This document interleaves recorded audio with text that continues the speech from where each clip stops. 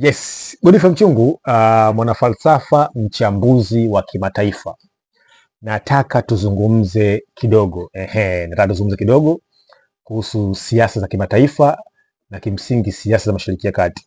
Jana nilikuwa mahali nilikuwa na mwenzangu of course, ndugu yangu Rugete, tulizungumza kuhusu masuala ya milango bahari na umuhimu wake kwenye siasa za kijiografia na namna gani milango bahari hiyo imekuwa ikiathiri uchumi, ikiathiri siasa, ikiathiri masuala mbalimbali ya kiusalama. Sasa leo kwenye uchambuzi wetu ambao kimsingi tulikuwa tumeufanya, nataka tuzungumze athari za vita vya Mashariki ya Kati na mkakati wa mataifa yote mawili kuendelea kushambuliana au kuendelea kuchukua hatua mpya ili kuweza kufikia maslahi ambayo kimsingi wamekuwa wakiyalenga au wakiyapanga. Sasa hivi kwa hali ambayo inaendelea ni kujaribu kuweza kushambulia mifumo ya kiraia upande wote wawili, kwa maana kwamba Israel pamoja na Iran au Israel na washirika wake Marekani pamoja na Iran wamekuwa wakishambulia maeneo ya kiraia. Tunafahamu kwamba kuna sheria za kimataifa, nchi haitakiwi kushambulia mifumo ya kiraia. Kwa mfano ya madaraja, mifumo kwa mfano shule, hospitali, mifumo ya maji. Kumbuka hii imekuwa ikigusa au imekuwa ikiathiri mahitaji ya watu wengi. Kwa hiyo unaposhambulia, maana ni kwamba unaenda kusabotage human needs, yani unaenda kusabotage maslahi au mahitaji ya kiuchumi ya mataifa husika. Sasa tumeshuhudia Marekani imeweza kushambulia mojawapo daraja refu katika nchi ya Iran, takriban kilomita 10,055 limeweza kushambuliwa. Lakini la pili, tumeshuhudia Irani ameanza kuipiga mifumo ya maji ya nchi ya washirika ya Iran. Nafahamu nchi ya Iran imekuwa ilionya kwamba kama wakishambuliwa basi wataenda kuzipiga nchi za kikanda au wataenda kuzipiga mataifa ambayo yamekuwa akishirikiana na Marekani kwenye kumpiga nchi ya Iran. Na unafahamu kwamba takriban 80% ya mataifa ya Ghuba yamekuwa yakitegemea mifumo ya maji ambayo imechakatwa, ambayo imetolewa baharini kwa lengo kuhakikisha kwamba wanaweza kuichakata, kuitoa chumvi na kuweza kutumika kwenye mahitaji yao ya kila siku ya watu wao. Nafahamu kwamba hizi ni nchi ambazo zimekuwa hazina mvua za kutosha. Kwa hiyo wao wamekuwa wakijaribu kutumia mifumo ya maji ambayo imekuwa ikitumia sayansi kuhakikisha kwamba inaweza kuchakatwa, kutolewa chumvi na kuweza kutumika kwenye mahitaji mbalimbali ya kibinadamu. Na unafahamu kwamba desalination umekuwa na mfumo wa msingi Mashariki ya Kati.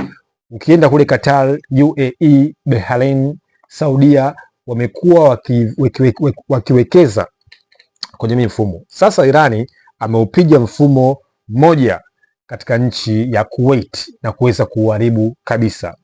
Hii maana ni kwamba vita imegeuka katika kupiga miundombinu ya kimkakati, maeneo ya kijeshi, maeneo ya nyuklia, wanasayansi, viongozi.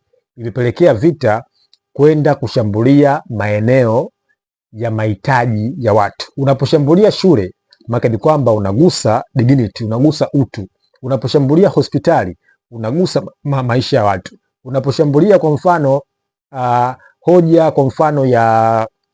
hoja mifumo ya maji, maana ni kwamba unaenda kugusa maisha ya watu. Kwa hiyo ukiacha kwamba kuna catastrophe ya kufungwa kwa milango bahari duniani, Bab el-Mandeb ambao Wahuthi wametisha kuufunga, mfereji wa Hormuz ambao wa Irani wameendelea kuufunga, lakini pia kuna mzozo mwingine mkubwa wa kikanda ambao umekuwa ukihusisha kuweza kugusa miundombinu ya kiraia. Upande wa Iran wamezungumza kwamba wanasema kwamba wao na wakiongozwa Abbas Araghchi kwamba wao hata kama miundombinu yao itajengwa basi hawawezi kusalimu amri. Lakini Irani walionya vilevile kwamba wataendelea kupiga kambi zote za Marekani katika washirika wake wa kikanda.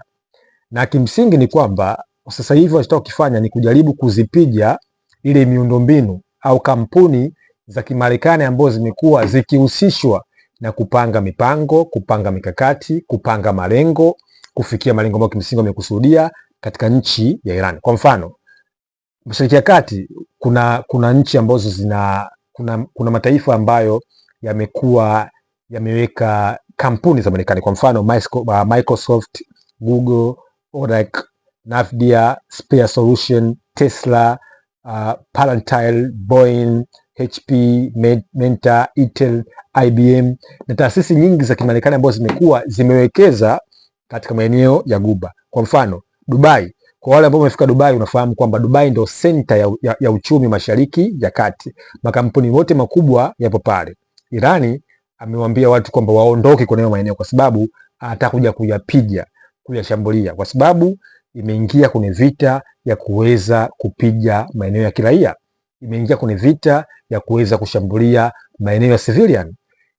Taratibu za kimataifa ambazo tunaziita protokali na mikataba ya kimataifa ambayo tunaita ni convention na matamko ya kimataifa ambayo tunaita declaration inasema kwamba ni mwiko kuweza kushambulia miundombinu ya kiraia, ni mwiko kuweza kushambulia miundombinu ambayo imekuwa ikigusa maslahi ya watu wengi. Lakini kutazama hizi kampuni ambazo nimezitaja zimekuwa zikihusishwa au zikihusianishwa na kutumika na Mossad, CIA, MI6, FBI kuweza kupanga mipango dhidi ya kuweza kuendelea kuishambulia Irani. Kwa hiyo Irani anachokifanya ni kujaribu kuweza kuizima haraka hii mitambo ambayo imekuwa ikihusika katika kusabotage mipango yao ya kila siku. Nisha kusema kwamba ili uweze kuanzisha vita, kuna dhana ya rational approach, kufanya uchanganuzi wa kimantiki, kuweza kufikia hitaji ambalo umelikusudia. Unahitaji kuweza kutafuta nchi washirika, unahitaji kuweza kutafuta nchi wanachama, unahitaji kuweza kutafuta watu ambao wanaweza kukuunga mkono, ili mwisho wa siku uweze kufikia maslahi yako ya kiuchumi, maslahi yako ya kiusalama, maslahi yako ya kimkakati. Kwa hiyo Irani anachokifanya ni kujaribu kupeleka adabu, kupeleka catastrophe, na mbinu ni moja tu, ifanye vita iweze kuwa ndefu, ili mwisho wa siku uweze kufikia malengo yako ya vita na kusababisha mpinzani wako kuweza kutumia gharama kubwa kwenye vita na kuweza kusababisha wewe kuto kutumia gharama kubwa kwenye vita, lakini wewe kuweza kumshindikiza mwenzako kuweza kukaa kwenye mazungumzo. Mnaonifuatilia, tushie kuzungumza issues za negotiation power politics. Nani anaturufu kwenye meza ya mazungumzo?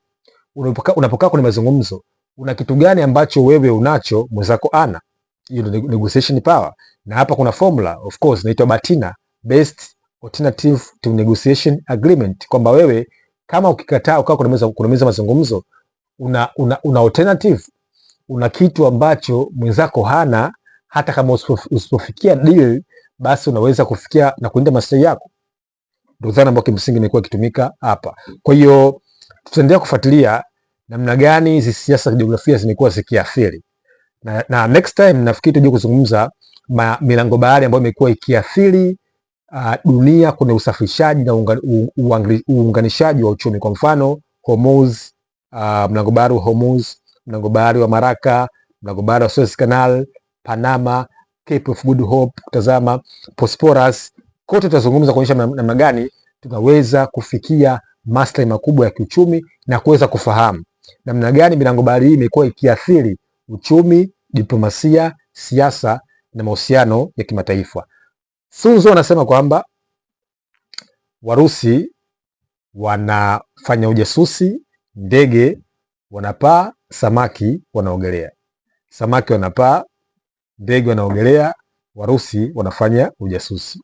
Samaki wanaogelea, ndege wanapaa, Warusi wanafanya ujasusi. Urusi amekuwa akisaidia Iran pamoja na China kuweza kufanya ujasusi wa kivita kwenye vita ambao unaendelea kati ya Mashariki ya Kati. Godfrey Mchungu, mwanafalsafa, mchambuzi wako bora wa masuala ya kimataifa. Asante sana, usiache kusubscribe. Naona message zenu nyingi, usiache kusubscribe, bonyeza hapo alama ya kengele, tutazungumza sana. Of course nipo busy na mambo mengi na vipindi vingi natakuwa nifanye na aliko maeneo mbalimbali, natakuwa nikazungumza na wanafunzi, of course nimekuwa nikifanya uchambuzi na baadhi ya mashirika mengine ya nje. Of course naandika makala na kufanya nao interview, mambo ni mengi, lakini nakuomba kwamba usiache kusubscribe. Tutakuwa pamoja, tutazungumza na mwisho siku tutafikia hitimisho la pamoja ambalo tunaita win-win situation au mutual agreement. Asante.